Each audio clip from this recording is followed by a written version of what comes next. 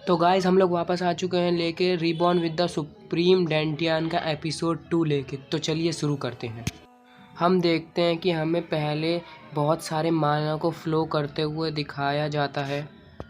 फिर हम देखते हैं कि हमारा मेन कैरेक्टर एमसी क्विनसू इटर्नल डेंटियान से कल्टीवेशन कर रहा होता है। फिर हमें उसी लड़के को दिखाया जाता है जो क्विनसे के बारे में बुरा बोल रहा था। वो एकदम चौंक गया था इतने सारे माना को फ्लो करते हुए देखते हुए।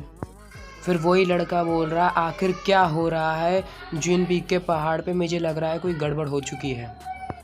फिर एक लड़का बोलता है कि ये स्पिरिचुअल एनर्जी बहुत ज़्यादा वाइल्ड है। ये वाइल्ड तब हुई जब 18 डैटी का लड़का रेस्ट कर गया, पूरे ज्विन पीक के पहाड़ के ऊपर पहुंच गया।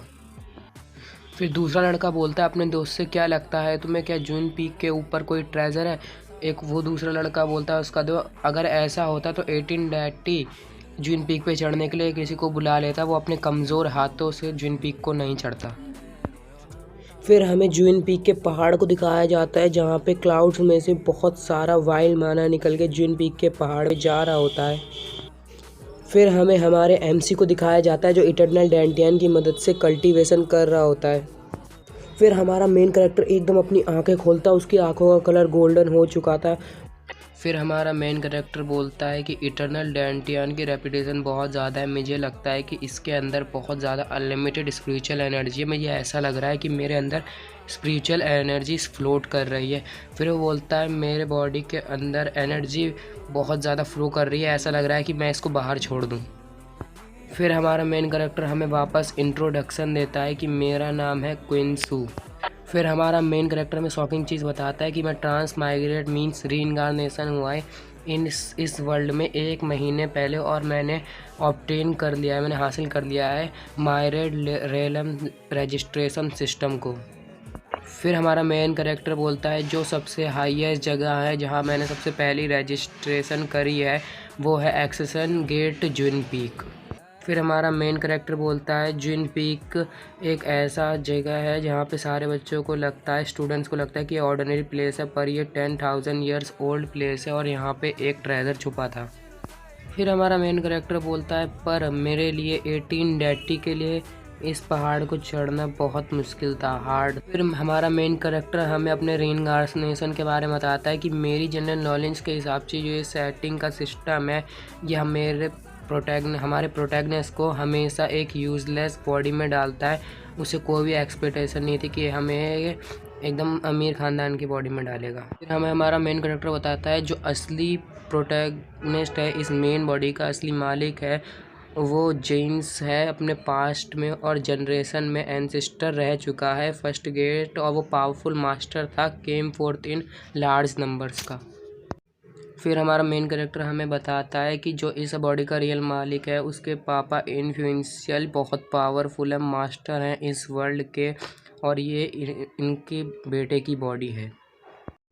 फिर हमें हमारा मेन कैरेक्टर बताता है जो 18 डैटी का लड़का है वो बिना किसी ताकत के बॉर्न हुआ, एक यूनिक, बिना किसी यूनिक एबिलिटी, बिना किसी यूनिक फिजिक, वो एकदम साधारण ऑर्डिनरी मोर्टल फिजिक के साथ पैदा हुआ था।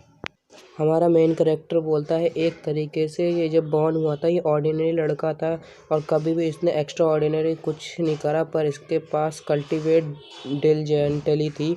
हमें आगे जाके पता चलेगा इसका मतलब क्या था। फिर हमारा मेन कैरेक्टर हमें बताता है क्या हो सकता था कि हमारा प्रोटैगनिस्ट डिसाइड करता है सच में कि वो गिव अप करने वाला है और वो कभी भी कल्टिवेट नहीं कर सकता एट ऑल। फिर हमारा मेन कैरेक्टर बोलता है ये इवेंचुअली एकदम अच्छा इंसान बना पर कुछ भी नहीं कर पाया, एकदम ट्रैश बन के रहा, लेकिन उसके डेथ के बाद एक्सीडेंटली हमारे जो मेन बॉडी का प्रोटैगनिस्ट था उसकी डेथ हो जाती है। फिर मैं इसकी बॉडी में ट्रांसफॉर्म आ गया था, एकदम रीइंकार्नेशन हो गया था। फिर हमारा मेन कैरेक्टर बोलता है अच्छा है कि मैंने लाइफ में रॉक क्लाइंबिंग कर रखी थी। हमारा मेन कैरेक्टर बोलता है आखिरकार ज्विन पीक सबसे ज़्यादा ऊंचा पहाड़ और ख़तरनाक पहाड़ है। मैंने इसके ऊपर चढ़ने के लिए 1 महीने तक बिना रुके अटैम्प्ट्स करे हैं और पूरा ओवरकम डिफ़िकल्टीज़ करी हैं। उसने अपने पुराने लाइफ के एक्सपीरियंस को भी इसमें झोंक दिया था, एकदम यूज़ करा था पूरी तरह से, तब जाके वो पहाड़ पे चढ़ा था। फिर हमें दिखाया जाता है हमारे मेन कैरेक्टर को जो चील परेशान कर रही थी। ईगल हमारा मेन कैरेक्टर उसके सिर पे पत्थर फेंक के मारता है और उसके सिर पे चील के अंडा उग जाता है। फिर हमें दिखाया जाता है कि हमारे मेन कैरेक्टर क्विन सू को रजिस्ट्रेशन की तरफ से रीलम्स रजिस्ट्रेशन सिस्टम की तरफ से नोटिफिकेशन आई होती है। फिर हमारे मेन कैरेक्टर के मायरेट रेलम रजिस्ट्रेशन सिस्टम पे लिख के आता है कि हम आपको अब रिलीज टास्क देंगे, ओपन रजिस्ट्रेशन, हम आपको लोकेशन देंगे और स्पेशल टास्क की प्लेस देंगे और वो जनरस, और उसके साथ आपको जैसे आप टास्क कंप्लीट करेंगे आपको एक बहुत अच्छा रिवॉर्ड मिलेगा। फिर हमारा मेन कैरेक्टर बोलता है कुछ जगह ऐसी भी हैं जहाँ पे रजिस्टर करने के लिए मुझे रिपीटेडली बार बार करना पड़ेगा। फिर हमारा मेन कैरेक्टर बताया कि जो रिवॉर्ड है वो बार बार रिपीट होते रहेंगे ग्रेजुअली डायमेंशन में। फिर हमारा मेन कैरेक्टर बताता है कि मैं बार बार रजिस्टर कर सकता हूँ जीवन की पीक को, पर एक दिन में सिर्फ एक ही बार रजिस्टर कर सकता हूँ। फिर हमारा मेन कैरेक्टर बोलता है आखिरकार मैं रजिस्टर कर सकता हूँ जीन पीक को बार बार, लेकिन एक दिन में एक बार, ये बहुत अच्छी बात है। फिर हमारा मेन कैरेक्टर बोलता है अब जब मैं रजिस्टर कर सकता हूँ जीन पीक को हर दिन, और हर दिन रजिस्टर करने के बाद मुझे रिवॉर्ड्स मिलेंगे।